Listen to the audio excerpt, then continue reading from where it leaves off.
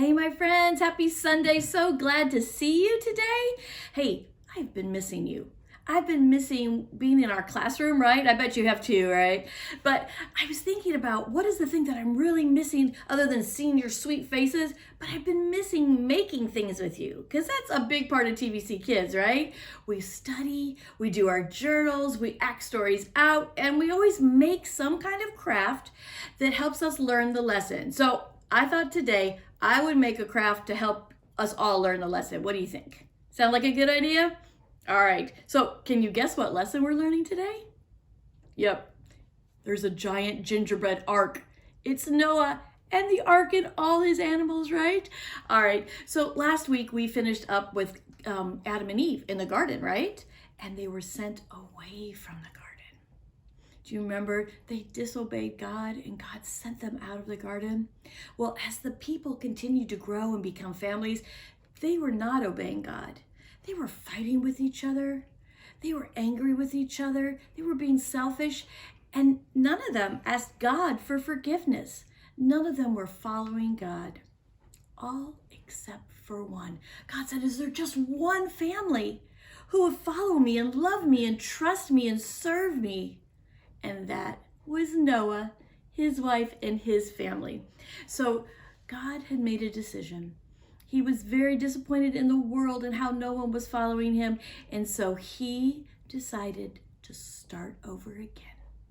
All right, that's why this story is called the second beginning, right? We talked about creation. This is kind of the second beginning because God had decided to take away everything he created and start anew with Noah's family. And so he went to Noah and he said, Noah, I've got a project for you. I want you to build an ark. And he was like, okay, God, I trust you. I'm going to follow you. I'm going to do it. And so Noah and his wife and his three sons, Shem, Ham, and Japheth, and their wives, they started to build, right? And so Noah, they weren't in an area where there was a beach or a bunch of lakes or anything. And so it looked a little strange for him to be building an ark. And the people would come around and say, Noah, what are you doing? He said, I am following God. I'm trusting God and I'm listening to God. And the people, they just laughed at him. It took Noah 100 years to build this ark. Yep, that's right. 100 years. How long does it take you guys to build something out of Legos?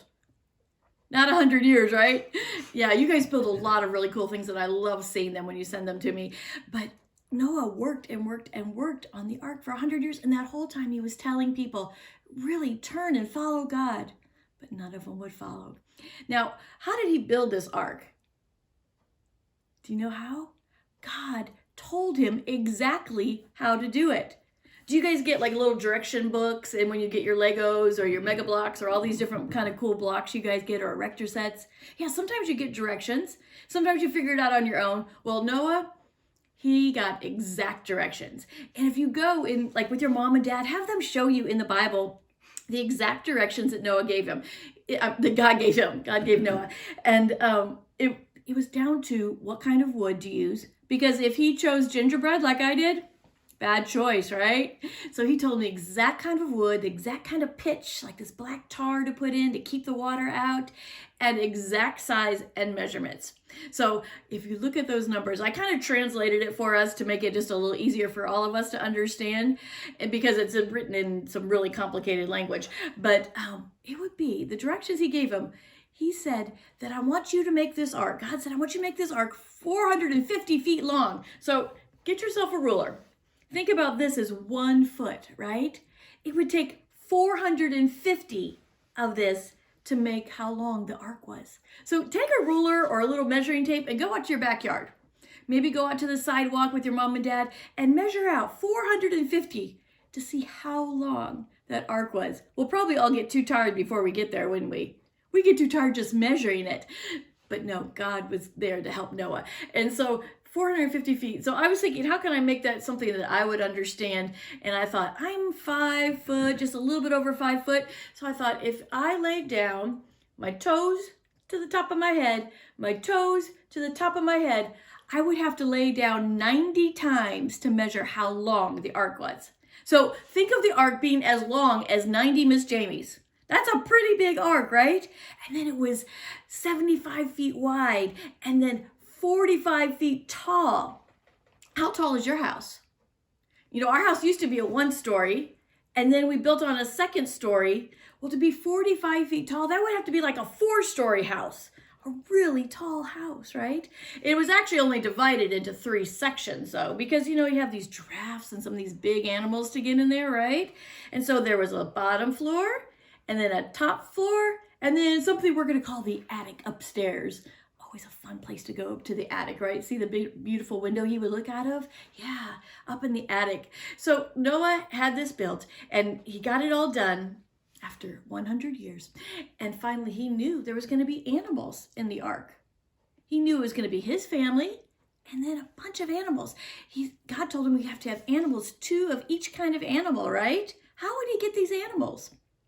Have you ever tried just to call like your dog and just call out the door and see how long it would take them to come? I remember growing up doing that all the time. Our dog's name was Ginger. Ginger, Ginger, tried to get the dog to come in before we would go somewhere, right? Could Noah do that with all these animals? No. And it's a really good thing he didn't have to try, right? I was reading one of the stories and it said, the secret call of God called out, and all the animals, think about these animals coming 2 by 2, just lining up, coming into the ark right up the plank. Could you imagine what a sight that would be? And what were some of these animals? Let's see, there was lions, and then there's some white tigers over here, and bears. Oh my, I don't know what all the animals were, but these are some of the fun ones I made. I made some alpaca because Isaiah really likes that. He uses the fur to make scarves with. It's really soft. And then I have some elephants that Bella loves that are so cute, and giraffes and little bunnies. Oh, there's Mr. and Mrs. Beaver from one of my other favorite stories, right? You guys know which one? You got it, okay? And then some ducks and some fox, some deer, all kinds of animals. Who knows how many there were? Who knows which all they were? But there was lots and lots of animals, and all of them lined up 2 by 2 and went into the ark and all stayed there together. You know that had to be God for all these animals to be friendly together, right? And so when they lined up, they went inside the ark, Noah and his family and all the animals. And then suddenly the doors closed. Guess who did it? God himself. God shut the doors of the ark and snapped it in tight as can be, ready for their trip. And then once those doors were shut, the rains came down and the floods came up. The rains came down and the flood came up. For 40 days and 40 nights, it rained. And now, a lot of times when you're reading your children's Bible, it kind of stops there. But I want you guys to know, after the rain stopped, Noah and his family and the animals, they were in the ark for another 5 months, just floating. And then after that, for 3 more months, they would just start to see little tops of mountaintops just peeping up through the water. That was really deep water, right? Finally, Noah decided to send out a bird. And this was a really strong bird. This was a raven. And he sent out the big raven. It flew away. At the same time, he opened the window and sent out the dove. Do you see this pretty little dove? And he sent out the dove. The dove was not as strong as a raven, so it flew around, couldn't find a place to perch. So it came back in. And I love how the Bible says Noah put out his arm and the dove landed on, and Noah brought the dove safely back in. So 1 week later, Noah sent the dove out again. And this time, when the dove came back, do you remember what it had in its mouth? Yes, it had a little olive branch in its mouth. That meant there was land. Because to have an olive branch, to have a tree, you have to have land, right? Do you remember our creation action words? Land, the sea, and the plants. You have to have the land before you can have the plants grow. So the bird, the little dove, brought back in that beautiful olive branch, and that's how Noah knew that there was land starting to show. So after a while, actually the the family was in the ark. They were in it for a total of 1 year and 10 days.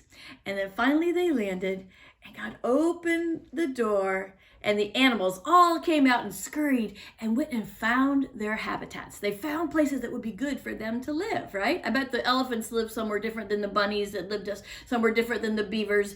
So they all went out and found places for them to live. But Noah's family, when they came out, they didn't scurry quick. The first thing they did was kneel down and thank God. They thanked God for saving them. They'd seen the whole world wiped out, but they were saved because God loved them and they loved God. It's such a beautiful, beautiful testimony to faithfulness, right? All right, being faithful to God. So God, at that moment, gave them something else. You know what he did? He made a promise. We've talked about this in kids before, right? God made a promise, a covenant promise. And he said, I promise, Noah, that I will never flood the whole world again. There will be day and night, and winter, spring, summer, and fall. And the seasons will change and the days will continue, and I will never flood the whole world again. And with that promise, he sent a rainbow, a big rainbow in the sky. And was that a promise just for Noah and his family? No, that was a promise for all of us. Have you guys seen rainbows? I hope you have. I love seeing a rainbow. It's so magical and so beautiful up in the sky.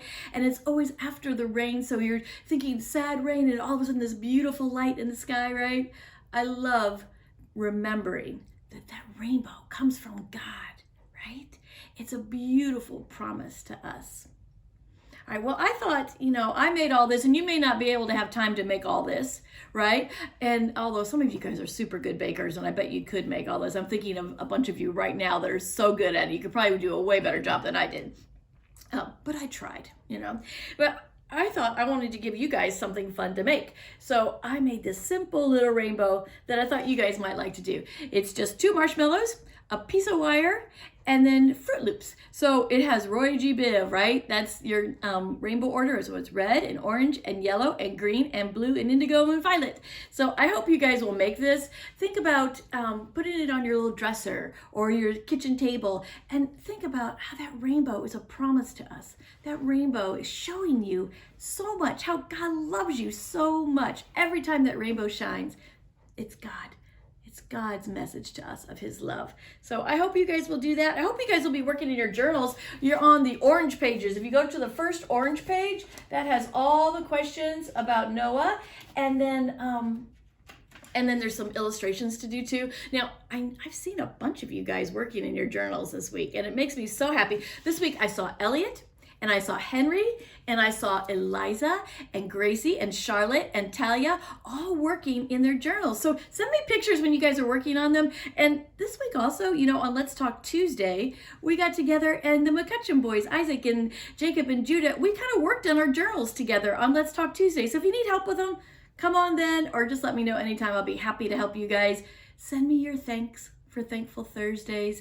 I know that Noah, his big thank was, thank you for saving me, God. Hopefully you guys don't have anything that dramatic, but send me in your thanks, and I'll add them to our praise chain and our chain of thanks that we'll decorate our room with sometime soon. So I love you guys. I hope you've enjoyed this lesson. Go eat some cookies, have fun, and tell God thank you today. I love you guys. Bye-bye.